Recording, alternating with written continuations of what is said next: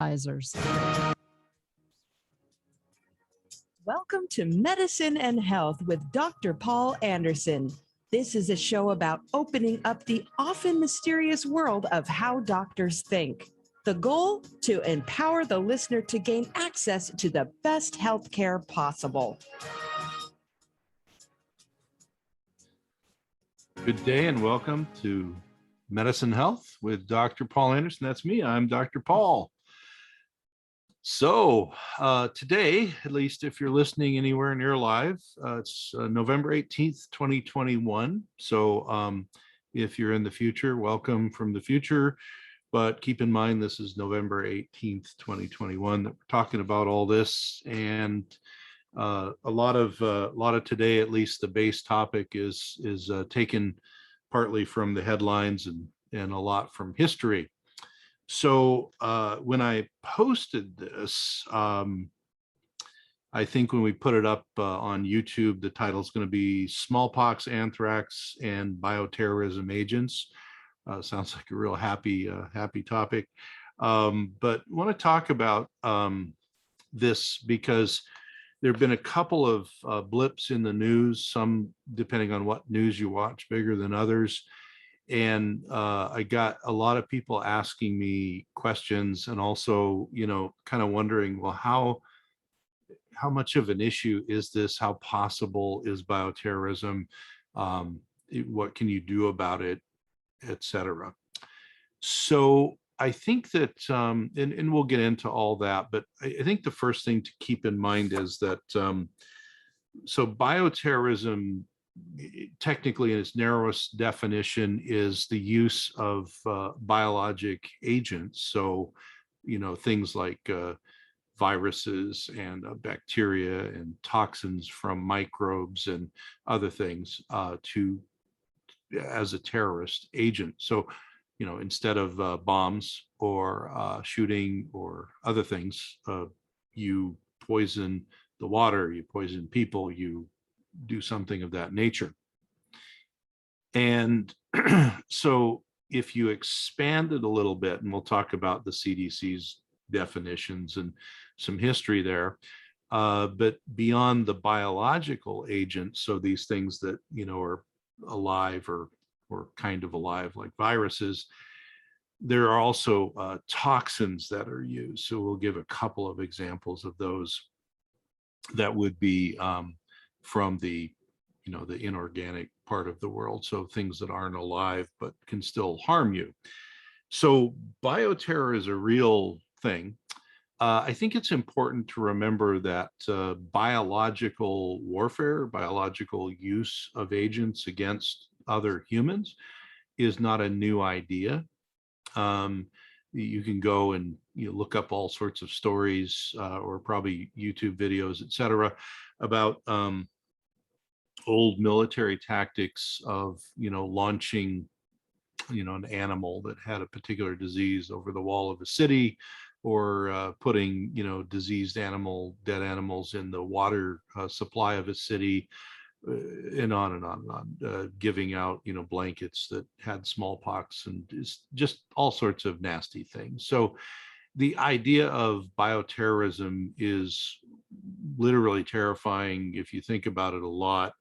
And we kind of think it has to be some high-tech thing that is a modern invention, but in reality, this has gone on for almost probably as long as humans have been fussing with each other. So what I want to do today is, although the history of bioterrorism is interesting, because of the news lately, and again, if you're here later November 2021, you will probably have heard some of this or all of it. You want to talk about what's going on, right now, because this is sort of the modern version of that. It is less likely, someone's going to be launching dead animals over the wall at us and things like that. But there are other more modern ways to implement bioterror. So something to keep in mind with bioterror is it's a well-known threat. So this is not like just, and a lot of people are just now, hearing these news stories, say, about smallpox and other stuff, and they think, gee, does anyone has anyone thought about this? Um, Bioterror is something that has been on the mind of the U.S. government, Canadian government, et cetera, governments around the world, Russians certainly, for a long time. So none of these are new concepts. We tend not to discuss bioterror a lot because it is such an upsetting idea, and it is so disturbing to think that somebody could, spread a toxin or an infectious agent or whatever that could potentially, kill or harm a large number of people, and we wouldn't know it was coming. Well, that's true. That's what bioterror is. So the idea that, it's not a common topic of, table conversation is sort of reasonable. We tend not to focus on, things that are that bad and that nasty. But and we'll get into the background of this, but if you look at Dateline Pennsylvania here, and when we put this up on YouTube, so these videos go onto my YouTube channel, and please like, share, and subscribe, by the way, because we need viewers and we need hours of watching. There's a lot of good stuff on there. Take a look, but I'll put all the links up. And so NBC Philadelphia put out a update. Deanna Durante and Brian McCrone, November 17th. They updated it twice on that day. So hot news as is yesterday. And the lead is smallpox vials found at Merck Lab in suburban Philadelphia facility. So this certainly makes everyone in Philadelphia uneasy.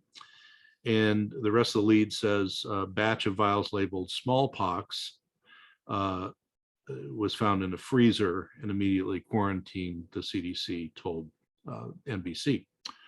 So that doesn't sound very good. Now, if you don't remember smallpox, it's basically been eradicated from human transmission since, the 1970s.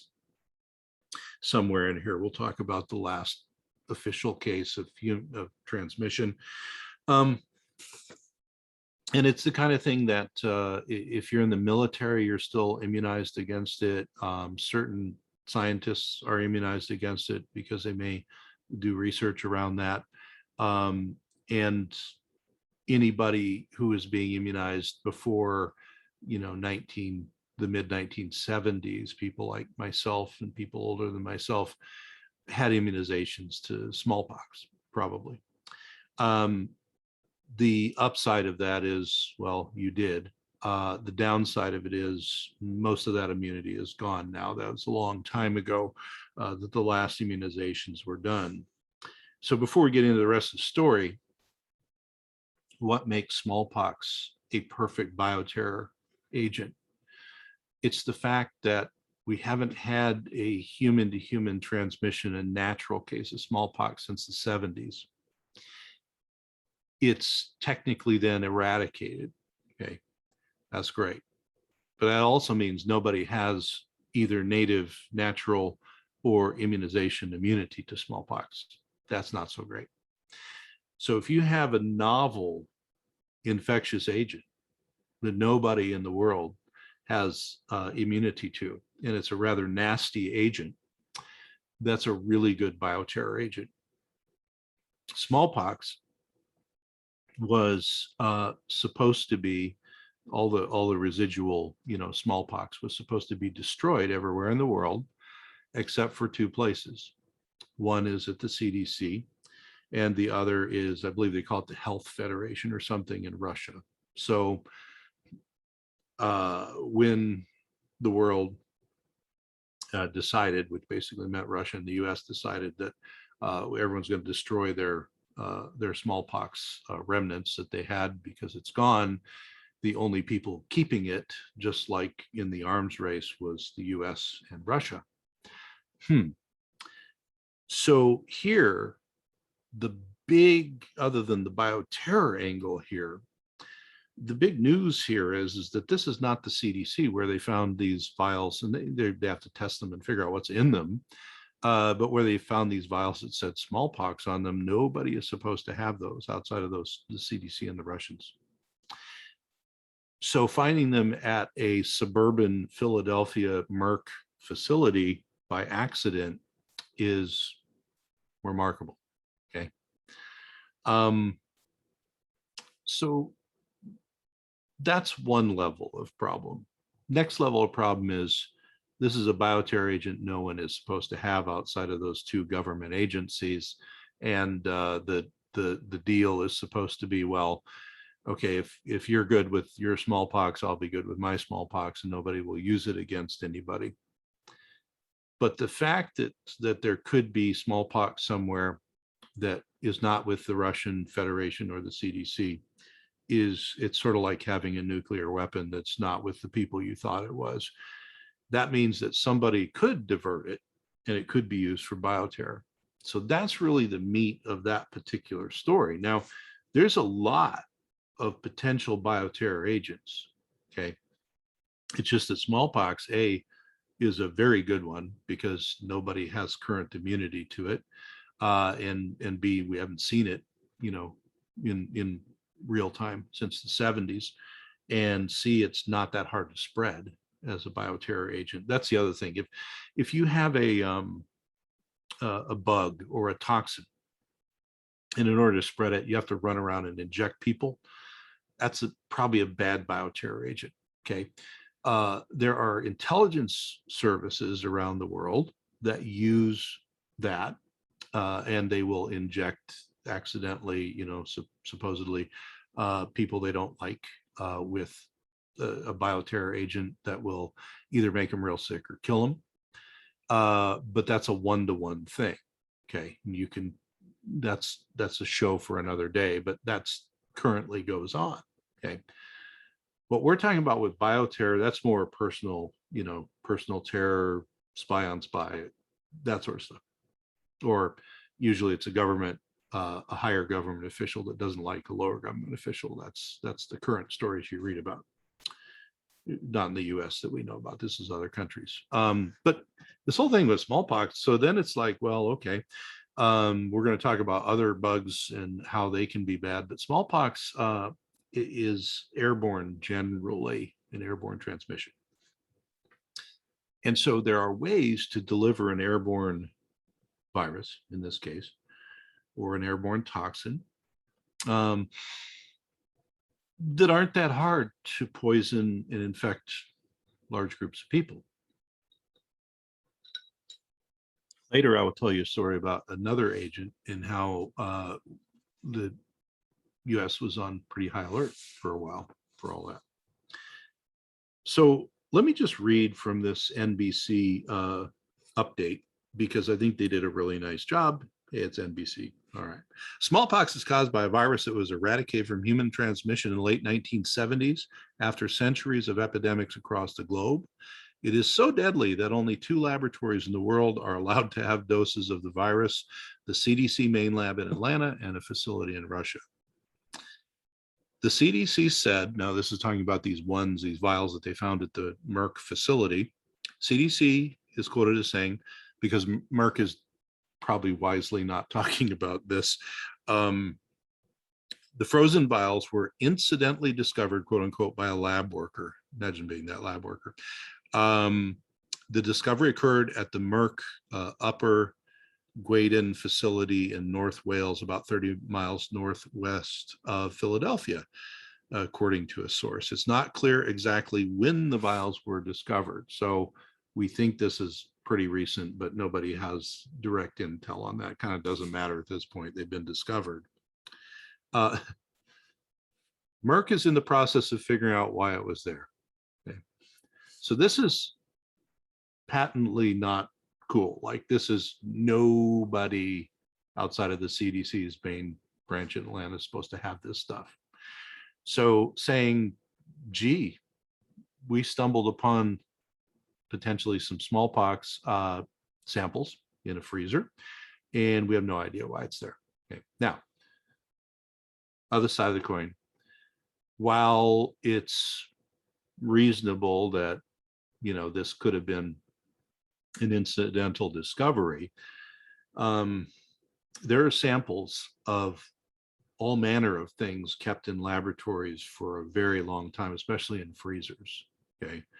So, for example,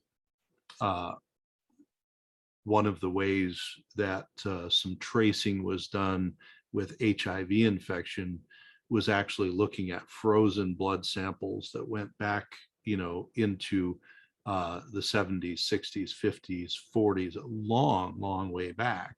And these were being held in labs frozen, uh, because maybe someday we would discover something and we want to look at a genetic profile, see how far back would, say, HIV go in the human population. And other infectious diseases are done that way.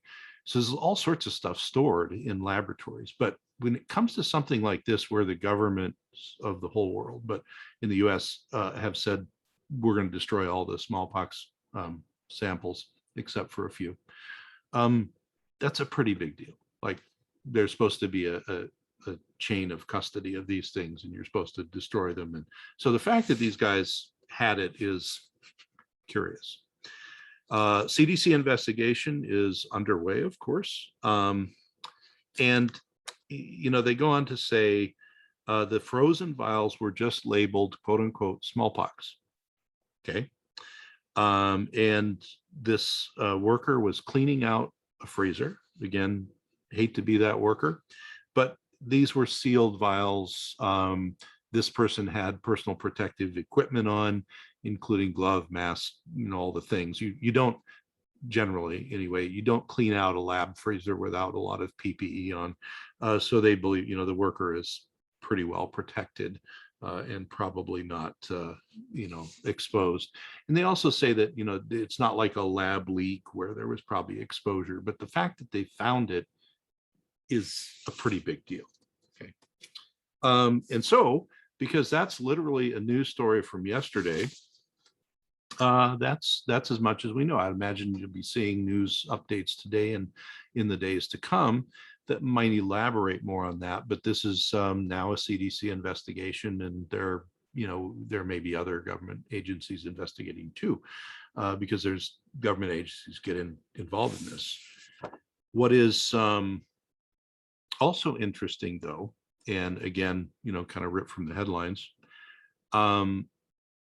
This is reported, if you, for instance, just, put this in your search browser, everybody did a story on this. So I'm going to quote one from The Independent in UK, but everybody did the same story. And this is about 9 days earlier, November 9th, Tuesday. So about 7, 8, 9 days earlier. And it says, here's the lead on this one: Bill Gates warns of smallpox terror attacks as he seeks research funds.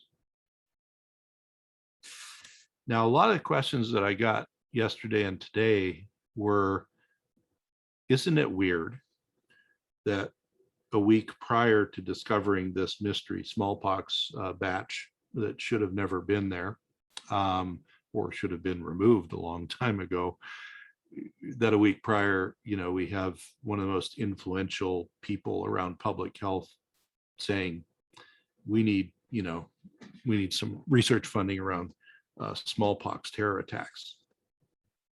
Curious.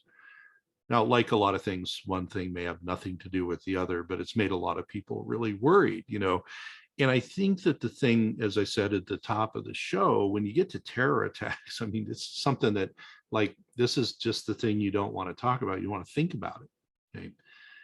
Having, this thing, where Bill Gates brings up, we need to do more, bioterror research, big deal, big mover in the world. And then all of a sudden we discover some, seemingly sort of random, out of place smallpox. Certainly it's at Merck, so it wasn't like at a 7-Eleven or something, but still, here it is.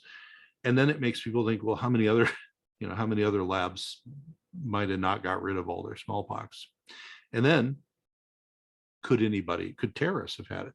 Because the chance of, like, Merck turning into a terrorist organization is probably low, but the chance of a terrorist, getting hold of something like that, probably high. So, and I'm not going to belabor the Bill Gates thing other than, it was a week prior to discovering this stuff. One thing may have nothing to do with the other, but it's gotten a lot of people talking, made a lot of people really, really concerned about smallpox terror attacks. Now, I want to frame this as smallpox is a perfect bioterror agent. And back in the days when I used to teach medical students about microbiology and immunology and bugs, we would always tell them that, that it's not available. The CDC and the Russians are the only people that have it. But as a concept around bioterror, it's a perfect agent. You got no immunity, is a bad infection, and it's not hard to spread. Not as easy as other things, but it's not that hard to spread. Okay. You don't have to run around injecting people with it. You can aerosolize it. So, and in modern times where we have the ability to synthesize things in labs at high quantity, it's not that far of a stretch that someone could do that. Okay. But if that wasn't sort of bad enough, and I don't know whether the Bill Gates thing, if he just picked smallpox out of the air because it's the usual, bioterror scenario that people talk about in, courses and stuff like I used to do, or whether there was something else behind smallpox kind of moving up the ladder as something that we need to worry about. You need to remember there's a whole bunch of other agents in the world that also qualify as either very good or marginally good bioterrorism agents. So that should make us all feel a little less, a little less easy when we think about bioterror. So to be specific, nobody has naturally acquired smallpox in the whole world since 1977. So I said mid 70s, it was 1977. But it's been known since then, since the two countries decided they're just going to keep a few samples and destroy everything else around the world, that if this ever got out, it could be a big deal. And I think that the other side of this, and you probably see people, talking heads and things talk about this, the other part of this that's a real clunker here is the fact that this was discovered somewhere, even though it's a laboratory that's a registered laboratory and it used to supposed to be there, but they're supposed to get rid of it. The fact that anything was discovered should, it strikes fear into people's heart, because then it's like, well, you've got the potential for maybe it's in other places. Maybe the wrong people could get a hold of it. Right now, the CDC has all of this stuff and they're investigating it. So hopefully they're doing the right thing with it.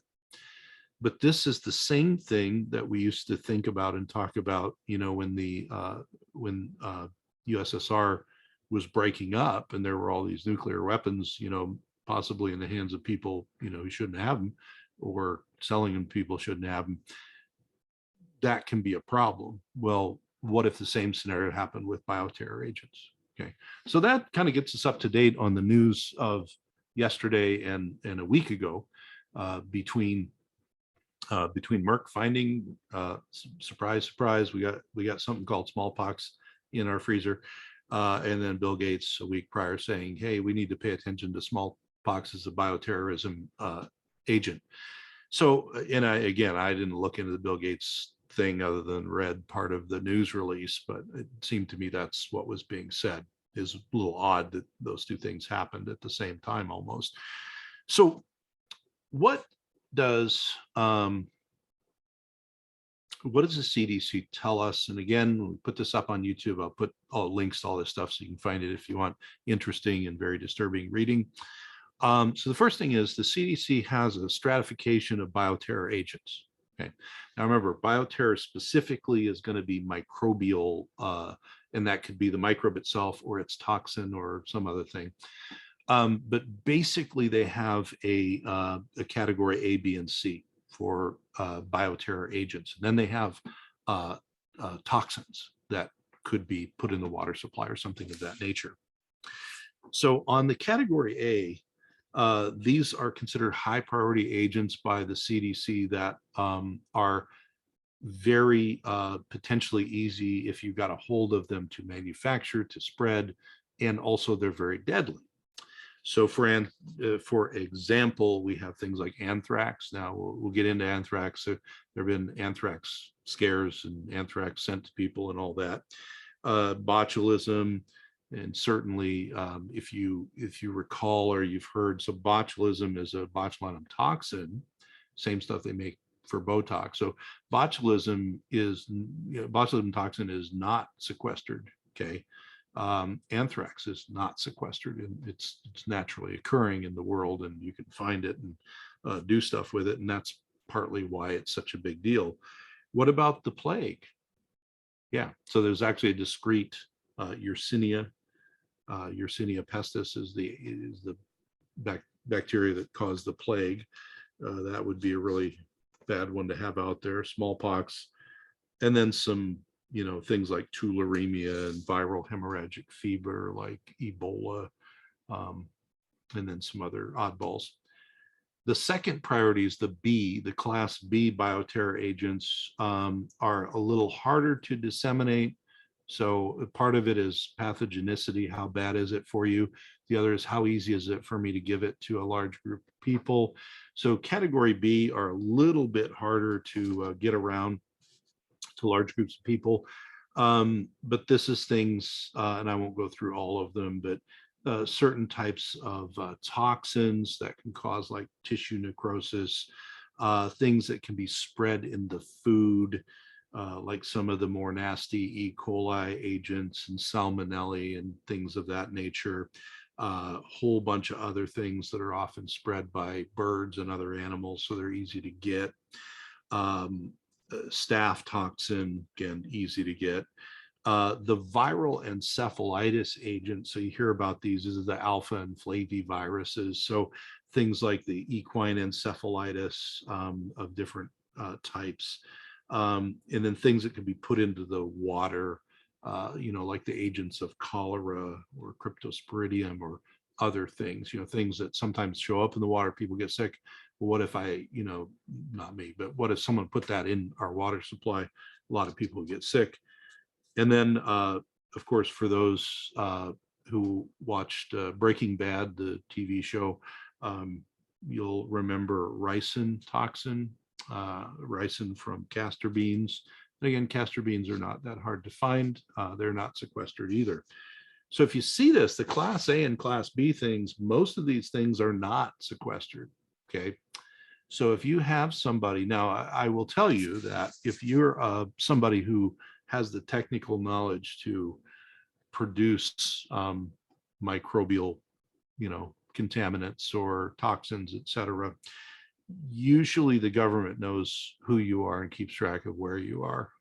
And I have a lot of friends in that world, not in the government side, but in the academic side. And depending on what type of lab they work in, everything has to be registered so that, if suddenly a bunch of anthrax shows up and they're wondering where the spores were made, they start looking at the obvious suspects. So there's a couple of things, and then of course there's a category C. Category C is essentially little harder to get out there, but includes some kind of nasty viruses that again would be pretty easy to get if you knew where they were and what the vectors were. But there was a couple of things that have happened in the past that you may remember or may not. There was this is a number of years ago. Okay. There used to be an annual meeting that I would go to, and it was kind of by invitation only. And it tended to be researchers or physicians, and it was all about infectious disease. And it became closed to the degree that unless you were kind of on the list, you really couldn't go. It was all this very interesting information, and then all of a sudden, one year, they start talking about there had been, and you may remember this, there had been an anthrax outbreak, and then subsequently people were like mailing some anthrax spores around and things of that nature. And one of the problems with anthrax that makes it such a great bioterror agent is, and this is what they were trying to tell, the clinicians in the group, was, we don't see a lot of anthrax, at least in North America. And there's 3 different kinds of anthrax, which is what you learn. But if you get the respiratory kind, which is the kind of the bioterror agent would spread by the powder, the spores, it opens up, it creates the Bacillus anthracis comes out of its quiet state, its spore state, and then you get respiratory anthrax, which is a really, really quick way to die. The biggest problem with that was, by the time you figured out, let's say you did the imaging of the lungs and the chest and finally found the kind of classic presentation of anthrax, which again, people at least in our part of the world, you don't see. By the time you could see it on the imaging, most of the people would die before you could treat them enough. So then the plan came, if there's even a chance that anthrax, Bacillus anthracis spores have been spread around, and you have somebody exposed, you should treat them presumptively before they get that bad, and you can stop them from dying. And that indeed can happen. Okay. So this became very disturbing. And you probably remember the stories about, boxes of powder showing up and all that stuff. So that was one thing. And then I think it was the following year, or there was a year, and there was a huge kerfuffle because there was a lot of big athletic events going on in the US. There was a lot of foreign folks coming in, and there was a real concern. And again, this is all at this meeting, and the leaders of the meeting were talking about, well, this is what the CDC is telling us, this is what is being planned and all that. And they were saying, well, the problem is that if you had something like either smallpox or you had anthrax, you could literally just fly over large groups of people, let it out, and because it's airborne, you could potentially infect a lot of them. And so, and this is long enough ago, I don't really remember the trajectory of what year what happened, but I believe what happened was the following year they sort of told the rest of the story, which was the US government had a contingency plan in case there was an outbreak of something like smallpox at this large athletic thing that was going on, or anthrax, but mostly they were prepared for smallpox. And what they were saying is that smallpox kills a lot of people. Obviously, you go back and you look at the number of people that died in the past, et cetera. But their theory, which I think does work out, was if we had the ability in the old days to hospitalize people like we could now and care for them and not let the smallpox collateral damage of the infection, decompensate them and kill them, more people would live. So what do we do if we get, someone flies over a stadium and sprays everyone or whatever, right? Well, what the government actually had set up, and again, I don't work for the government. This is information given to me by people who worked with the government on these problems, but they were not part of the government either, at least as far as I know. What the government had set up was I'll just say there was a large government agency in the city where this athletic event was going on, and their headquarters used to be a hospital. And so the government agencies, the military usually helps out with these things, bring semi trucks full of hospital equipment and they usually have it at the ready. Um, and they had a plan in place where if this bioterror thing happened at this athletic thing, and I'm being vague about what and who and where, because I mean, you probably go look it up, but that's not mine to tell you. Um, if this actually happened, this government agency was ready to evacuate, and they were going to, through the help of the military, bring in and set this hospital back up with all this modern equipment and be able to triage people and treat them. And it was a rather large facility.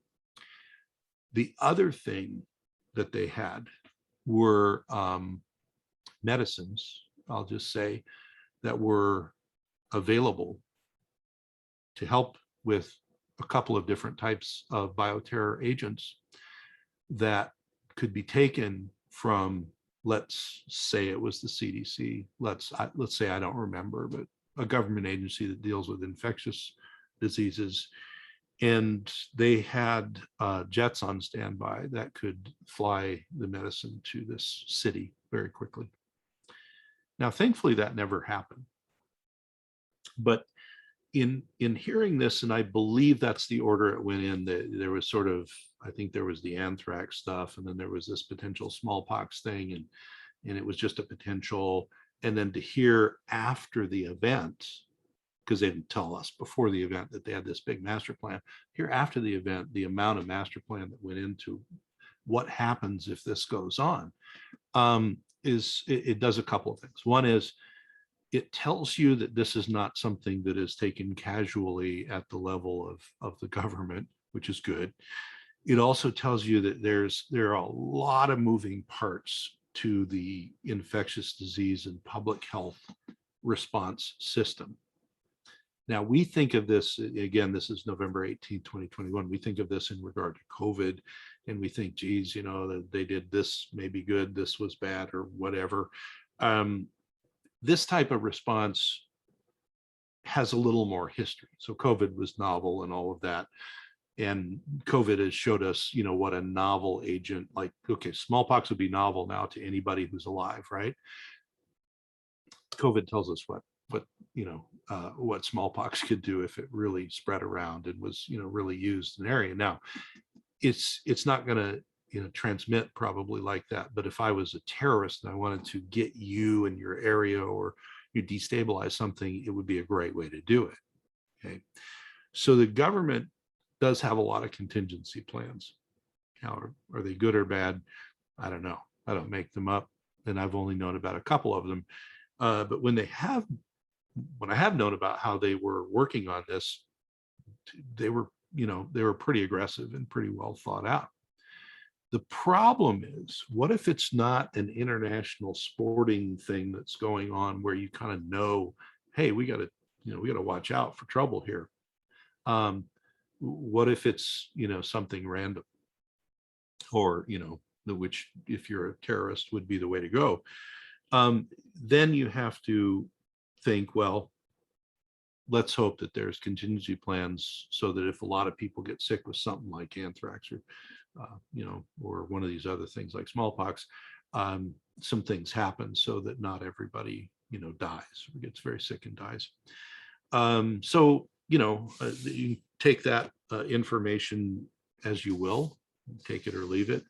But that's the kind of thing that goes on, in the behind the scenes world. So and so in, my better angels tell me, well, maybe, what Bill Gates, a week prior to the smallpox being found, he's talking about smallpox research for bioterror. My better angels say, well, this has been a problem, those of us in my world known about for a long, long time. And maybe just stating the obvious that, hey, we maybe need to step it up, because it's just a matter of time before we get another thing of anthrax spores being sent around, or smallpox being distributed, or something like that. And maybe we ought to look into it. So let's hope that's what was going on there. Now, what else could be the good news isn't over yet, people. You're thinking, oh, all right, we'll take a break from talking about COVID for a week. and talk about something happy. So let's talk about bioterror. So here we go. What are other bioterror things? Well, there's a lot of poisons and toxic things that are not they're not classic bioterror because they're not biologics. Okay, it's not a bacteria or something like that. And those then would go, and of course I'll put the links in if you want to look these babies up too. But CDC's got a lot of info on them, and these would be things like arsenic and other poisons. Now, one of the things about things like, especially your inorganic poisons, like arsenics and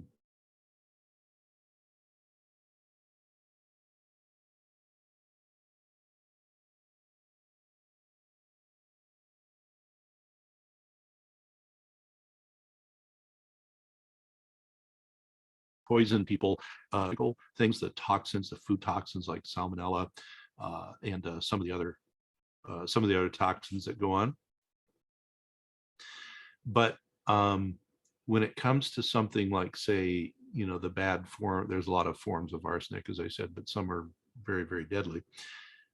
They could be used and put into a food or a drinking supply, and you can poison a lot of people all at once. And you think, well, has that happened? Okay, well, obviously it has happened. There are people who have done this to individuals, but there are also people, and the one event I'm going to tell you about was not a bioterror. I mean, it was an act of terrorism against a group of people, but the person was, I believe, deranged in some way, and they weren't what you'd classically consider a terrorist. They weren't going against a country or something. But there was a time in some testimony with the Food and Drug Administration that I was involved in. And one of the things that I was testifying about, that I was trying to, and others were trying to work on the FDA to keep available in the public domain for pharmacies to get easily, is an antidote to certain metal poisonings.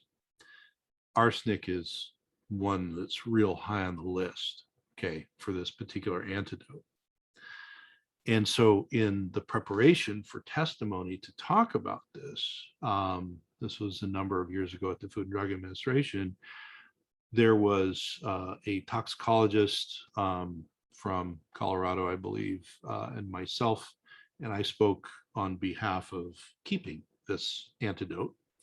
The FDA was of a mind to not allow it, except in extreme circumstances and all of this business, for reasons that we don't have time to go into here, but it was sort of a dumb thing. But anyway, so the toxicologist spoke, and basically, and I am not a toxicologist. I do use environmental medicine agents. I do detoxify people with certain antitoxin agents, but the toxicologists, top of the food chain in the poisoning business, they basically said, look, there's no other drug that works the way this drug does. This is a drug that was developed in Russia, and it was used a lot in Europe. And then we were importing it from Europe for use here in America. So it was sort of looked at by the FDA as this sort of, step child of toxicology. But in reality, it was probably the best antitoxin for things like arsenic, especially. And one of the things that was brought up was, has it ever been used, and did it clearly show that it could save people's lives? And so in my testimony, I brought up this domestic terror case where somebody got mad at, I think it was a church group, and they took a reasonable amount of arsenic, the bad kind. And so when I say bad kind of arsenic, there's different forms of arsenic, but some will kill you. Okay. They took the most deadly form, and they put it in coffee at some meeting that people were at this church. And there were 16 people, I believe, who all drank the coffee and all got acute arsenic poisoning, which is a horrendous bad problem. A lot of usually nausea and vomiting and pain, and just you go downhill really quickly. And so all of a sudden people start presenting to these local hospitals. It had to be in a rural area, so they're going to these little hospitals, and then they're called poison control, and they're trying to figure out what's wrong with these people, because they didn't know it was arsenic until they tested everything. And then it was like, well, what in the world, when's the last time we had arsenic poisoning, and what do we do for it? So there was and this is part of the whole FDA case we were making, was there's an older drug that is a FDA approved drug, and they started giving that, one of these antidotes. Well, it didn't work very well. So it's a cumbersome drug to give. It doesn't really work that well, and especially if you're dying of arsenic poisoning. So someone through the toxicology community and poison control got a hold of someone who knew about arsenic poisoning antidotes, and they said, you can get this other drug from a pharmacy in California, and they had it made up and I think overnighted. And out of the 16 people, I believe 16 people who all got poisoned, the 15 who got the drug in question all lived, and the one that got the old drug that the FDA was trying to say was better was the one who died, because it doesn't work very well. And some were given both. Well, so the upshot of that was that the FDA decided we should probably now make this an approved antidote drug to use in the US, which was wise. They don't always do that. So that was good. But the downside of it was it took something like, an act of domestic terror, even though it's not, like I said, a classical terrorist that you think of as someone terrorizing a group of people that I don't know why they were upset or whatever. You don't need to know, I guess. But they just tried to kill everybody. And arsenic is one of those things that you can kill people with. And there's a bunch of other ones. So again, we get up on YouTube, down in the description box, I will put the link to, the non-biologic chemical terror agents, if you want to look those up at the CDC. Now, the problem with them is chemical agents are easier to get. You often don't need to be a PhD, microbiologist or something like that, as you might need to be to get some anthrax grown or some smallpox grown or something like that. If you want to go and poison a bunch of people by putting, arsenic or some other chemicals into the water supply, all you need to do is find a source of those chemicals. Now, are many of these chemicals hard to find? Yes, but they're not impossible to find. They're also a lot easier to get a hold of than, say, smallpox or even anthrax or some of these other things that I mentioned. So chemical poisoning is another issue. This is why, for those of you that remember back to 9/11, one of the early things that was done in the response after the towers fell was usually National Guard units were sent out to have 24-hour guards on the water supplies for cities and municipalities. So the water supplies became a really high protection target, and they still are. And that's largely because either through a biologic poison or toxin or through a chemical poison or toxin, you could distribute it to a lot of people through their water supply. You can do it through food too. The water supply is a little bit more ubiquitous in its use throughout people. So, so then that gives you chemical bioterror, so beyond smallpox and all of these other things. So I think, because we're headed in the last few minutes here of the show, and I don't want to end on a sour note, because we've been talking about bioterror and people dying and all of that. So how is it that the CDC specifically would respond to, say, a smallpox emergency? And I'll put links in for all this CDC stuff. You'll get links. If you're really curious, I would recommend you go read these things, because they're in the public domain. So if you had an emergency, if it was something like a water supply contamination with a poison or a toxin, so say arsenic or one of these biologic poisons, the CDC would get involved, but also the military would probably get involved, and then there would be a sequestration and notification to people not to use, whatever the supply was. Now, this happens for other reasons, for non-terrorist contaminations too. You'll hear every now and then about cryptosporidium or something like that getting into a supply, or something being in a food, and don't eat that, don't use that water or whatever. But if it's something like a biologic, like smallpox or whatever, the CDC would immediately go into action with their other partners, which usually would be first federal and then state groups that would have access to wherever the vector is. So if it's airborne, if it's waterborne, if it's whatever, they would have access to at least control and monitoring of those things. And they have an emergency operations center that does that. They would next tell the public, you really need people to know as soon as possible if there's a possibility. And the levels that you notify people of are, first is avoidance if possible. So if it's in the water, where's it come from? Don't obviously don't drink it, don't use it. If it's potentially been spread in your town or at your ball game or whatever your potential. And so first is how to avoid it and how to protect. And then the next thing is sort of two phases, which is telling the healthcare providers what to look for, and then telling people what to look for if they start to get sick during this time where there was potential exposure. Okay. The other thing that the CDC has is called the LRN, the Laboratory Response Network, which is sort of two ways as well. One would be tell the laboratories that are going to get samples from people, either if they don't test for these things, how to test for it, or if they do test for them, to be ready, and then to notify the CDC of positives, etc.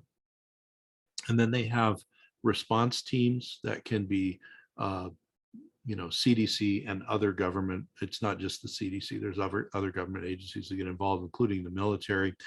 And depending on how large of a problem it is, it might be like that thing I was telling you about the potential exposure at that big sporting event all those years ago, where it would involve all federal agencies, including the military, to roll out a person-to-person response, et cetera.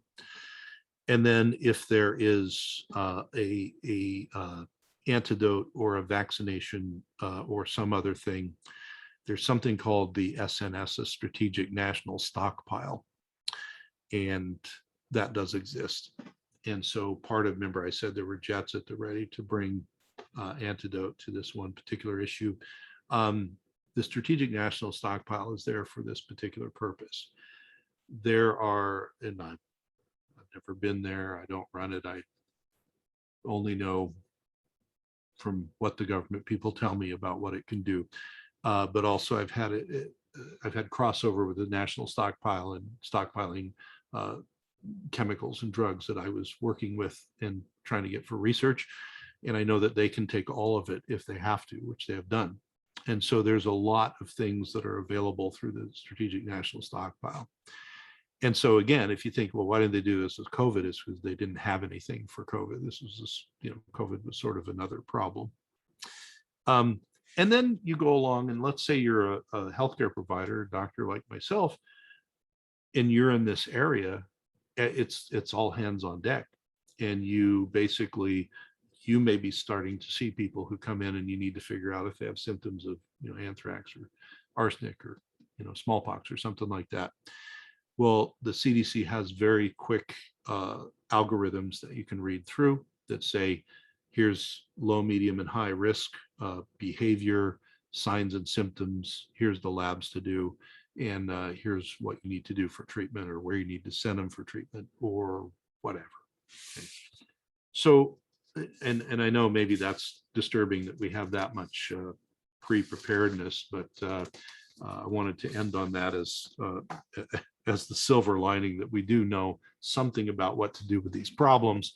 And the fact that, Bill Gates is talking about we need more research for smallpox bioterrorism, and then a week later we find some smallpox where it shouldn't be, maybe unrelated, maybe who knows. But it's got everybody buzzing. It's got everybody on their mind, and everyone's saying that should have never happened. Well, of course not. I mean, it'd be like finding a nuclear bomb where you shouldn't, where you weren't expecting to find one, right?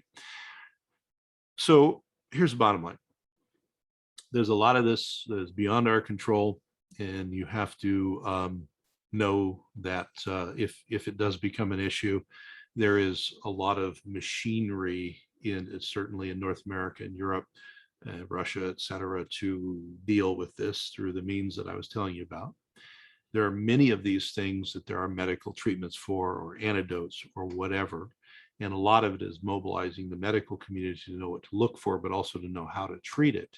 Okay.